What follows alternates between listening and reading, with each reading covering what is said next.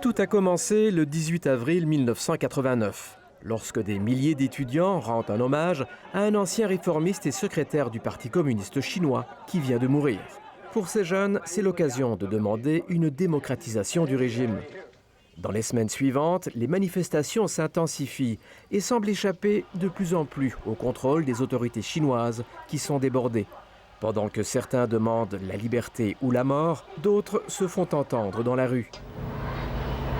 Le 15 mai, une visite importante va leur donner de l'espoir, celle de Mikhaïl Gorbatchev, l'homme fort de l'Union soviétique. Devenu le symbole de réforme et de plus de transparence, il incarne l'ouverture dans le contexte d'une situation géopolitique qui évolue.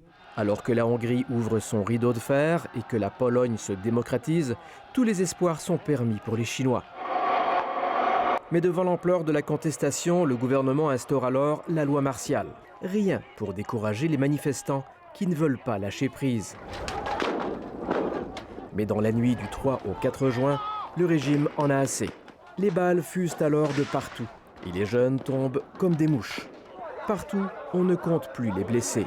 On n'a plus le droit de quitter nos hôtels. À partir de ce moment-là, les médias étrangers ne pourront plus filmer quoi que ce soit.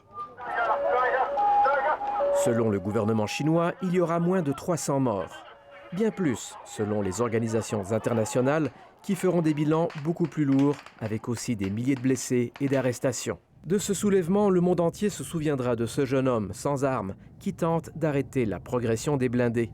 Celui qu'on a appelé l'homme de Tiananmen, ou Tankman, grimpera même sur la tourelle du char d'assaut pour parler aux soldats.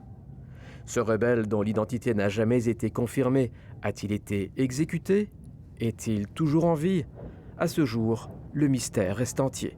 Ici Frédéric Arnould, Radio-Canada, Montréal.